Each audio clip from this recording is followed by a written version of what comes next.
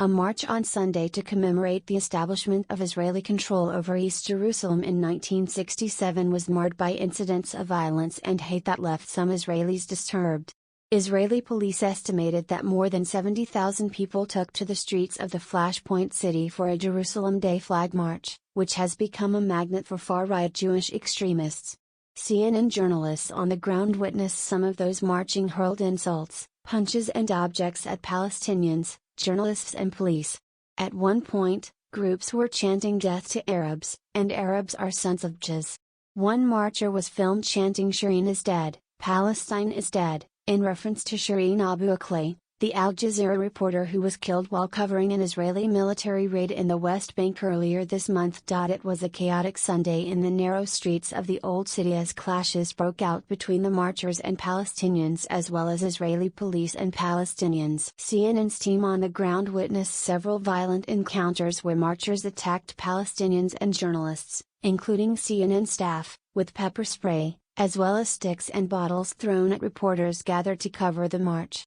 Police were seen tackling an older Palestinian man who had placed himself between reporters and the marchers to wave a Palestinian flag. Several Israeli politicians condemned the actions of the participants, while commentators noted that the march has become overrun by right-wing extremists and Jewish settlers, and is largely avoided by secular Israelis and ultra-Orthodox Jews. Israeli Prime Minister Naftali Bennett condemned in a statement what he said was a minority that has come to set the area ablaze, while Foreign Minister Yair Lapid said the extremist groups La Familia and Lahava, whose flags were raised during the procession, do not deserve to carry the Israeli flag. Security Minister Omer Bar-Lev defended approving the route of the march through the Muslim quarter of the Old City, writing on Twitter, "If we succumb to the threats of terrorism not to wave Israeli flags in our capital, we will not know one day of silence, and we will find ourselves folding in the future as well."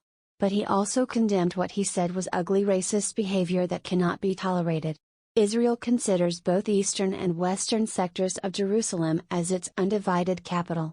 Most of the international community considers the eastern sector as being occupied. East Jerusalem has a sizable population of Palestinians, who want that part of the city to be the capital of a future state. Issau Ifrai, Minister of Regional Cooperation and the second ever Muslim minister in an Israeli government, said on Facebook that he boycotted government meetings on Sunday in light of what is happening in Jerusalem and in the entirety of the decision-making process regarding today, where I tried to change the course of the flag march and work to calm the situation in vain. Michal Rosen, a member of the Knesset, the Israeli parliament, tweeted a video of a young Jewish man waving an Israeli flag like a weapon toward a group of young Palestinians. If anyone has not yet understood why the flag parade has become a show of bullying and violence, this video from Nablus Gate might be able to sharpen it, she wrote, referring to one of the gates of the Old City. My flag is not a weapon. Yaakov Katz, editor-in-chief of the English newspaper Jerusalem Post, wrote in a column that there is a sad conclusion we cannot ignore: Israel has a racism problem, and it rears its ugly head on Jerusalem Day. Yediot Aharonith columnist Nahum Barnea wrote that the day has been taken over by settlers and religious Zionists who turn it into a day that is not love for Jerusalem, but hatred for Arabs.